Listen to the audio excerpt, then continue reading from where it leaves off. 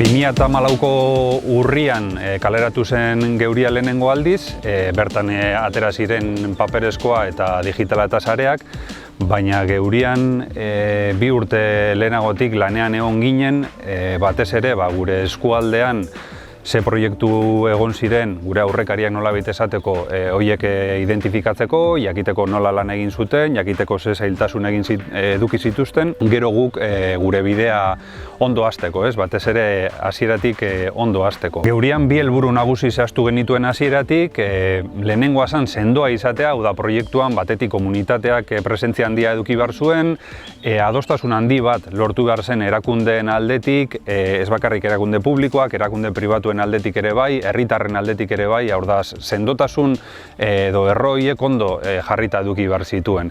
Eta bigarren helburua zen iraunkortasuna. Zuek esan duzuen moduan, gure eskualdean egon diren euskarazko komunikazio proiektuek ez dute 2-3 urte baino gehiago iraun. Hizketan ari naiz 80. hamarkadatik ona, hau da urte asko dira eta inoiz ez da lortu gurean halako proiektu iraunkor bat egitea, eta helburutako bat hori zen, hau da 2 helburuak batuta daude, bai sendotasun hori eta bai iraunkortasun hori.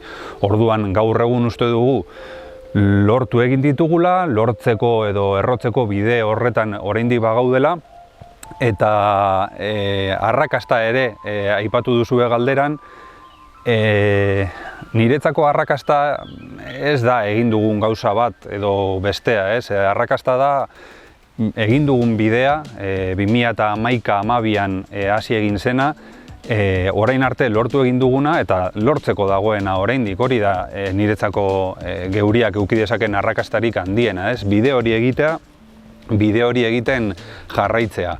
Eta zailtasunak zeintzuk izan diren eta zeintzuk izango dira, bide horretan topatu ditzakezun zailtasunak, bai aurrekontu aldetik, bai komunitatearen aldetik, askotan komunitatea piztu egin behar da, gure eskualdean ez da erreza izan, ez da guretzako izan, ez da gainontzeko erakundeentzako izan, eta gu horretan ibili izan gara urte askotan, eta jarraitu behar dugu komunitate hori pizten, komunikabidearekin komunitatea lotzen, komunikabidea bera komunitatearen parte aktibo izaten, erabilgarria izaten, eta hori da, horiek dira zailtasun batzuk, eta horiek izango dira zailtasun horiek gainditzen baditugu, edo nolabait leuntzen baldin baditugu, hori izango da Geuriak lortuko duen arrakasta, bide arrakastatsu hori,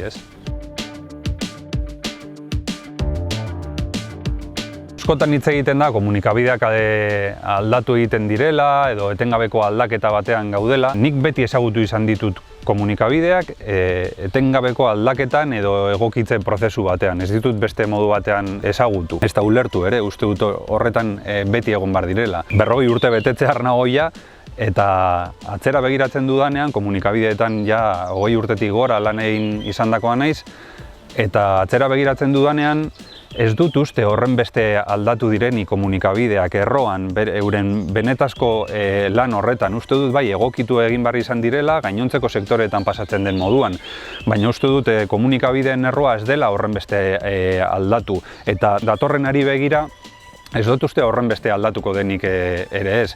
Egia da, asko aldatzen ari dela komunikabideen inguruan dauden gauza ezberdinak, teknologia berriek, plataforma teknologiko horiek nola eragiten dieten komunikabideei, gizartea aldatu egin da, beti dago gizartea aldatzen, audientzia eta konsumoak bai aldatu direla, agian hori da gehien aldatu dena, orduan bai, egokitu behar da, etengabeko egokitze horretan lan handia egin behar da, baina uste dut funtsa eta komunikabideek egin behar duten lana eta zertan izan behar garen indartsuak bere horretan mantendu egiten dela. Zentzu horretan esatea, Geuriak 10 urte bete dituela, 10 urte beteko dituela, baina sortu egin zenean, Geuria sortu zen egoera batean dagoeneko sare sozialak existitzen ziren, papelaren gainbehera hori edo aldaketa hori ja bazegoen mahai gainean, orduan nolabait egokitu egin izan gara egoera horretara, egokitu izan gara sare sozialetara, baina hasieratik ezagutu izan ditugu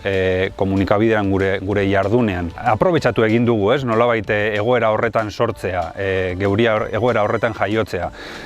Beste bide batetik gure eskualdea, Ego Uribe eskualdean, Bai komunikabideen aldetik, bai euskararen aldetik, bai komunitatearen aldetik ezer gutxi galtzeko eta asko irabazteko genuke uste dugu. Hau da, Euskal Herrian euskararen erabilera oso datu bajuetan dagoen eskualde bat gara, zehazki herri batzuetan, eta testuinguru horretan sortzen da euskarazko komunikabide bat, eguneko egunean euskaraz komunikatzen duen komunikabide bat, bai bideoetan, bai paperean.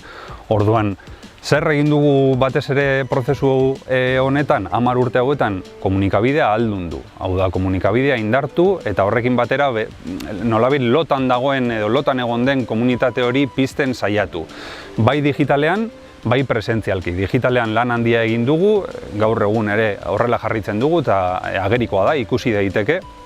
Eta presentzialki ere, bai, batez ere, erakunde ezberdinekin, eskualdeko erakunde ezberdinekin, nolabait sareak sortzea, lotzea eta elkarlan hori bultzatzea, oraingo egoera izan dadin, orain dela 10 urtekoa, baino hobea.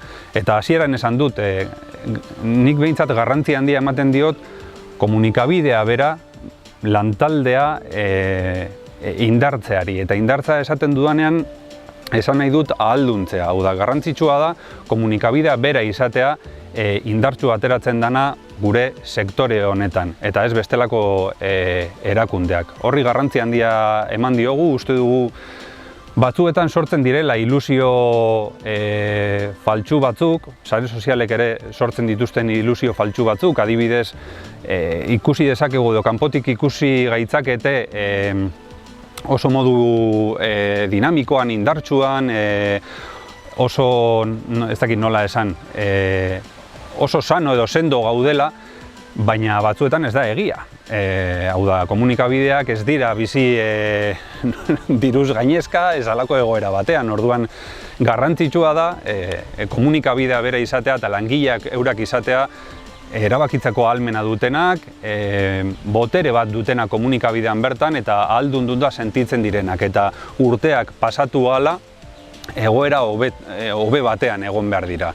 Horrek ez du esan nahi lan gutxiago egingo dugunik, edo beste gauza batzuetan denbora emango dugunik, baizik eta lan handia egin da, geuri adibidez horren adierazle sendo bada, oso komunikabide langilea izan da, oso langilea, bere kazetariak sektore askotan lan egin izan dute, bai bideoan, bai prentsan, bai komunikazioan, eta uste dut hori igarri egin dela komunikabidean bertan, uste dut herritarrek hori ere igarri egin dutela, eskertu egin dutela ere hori horrela izatea, ze uste dut herriek gure eskualdean hori behar zutela, kazetariak kalean ikustea, gero kazetariak egindako lana segituan ikustea, erabiltzea, euren praktikotasun hori ere ikustea, eta uste dut jendeak eskertu egin duela.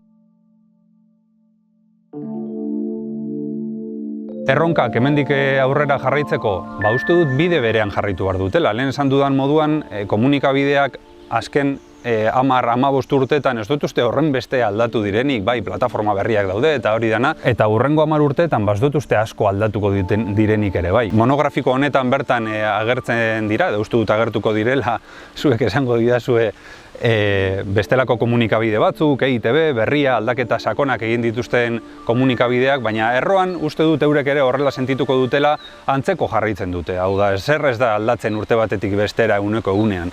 Uste dut geuriak badituela erronka batzuk mai gainean, badaukala komunitatearekin lotura handiago bat sortzeko beharra, badauka sareetan egokitzeko eta batez ere produktu berriak eskaintzeko behar hori, eta horretan lanean ari da, eta bide uste dut oso honean lanean ari dela, oso gauza interesgarriak ateratzen ari dira, eta uste dut horretan jarraitu behar duela. Zer gertatuko den hemendik 10 urtera, hori da hasierako galdera? Ez dakit, uste dut geuria indartsuago egongo dela, sendoago eta sanoago egongo dela, medio zintzoa izaten jarraituko duela, erabilgarria izango dela, eta sektorean jarraituko duela indartsu, kritiko izaten, eta hori guztiontzako ona izango dela.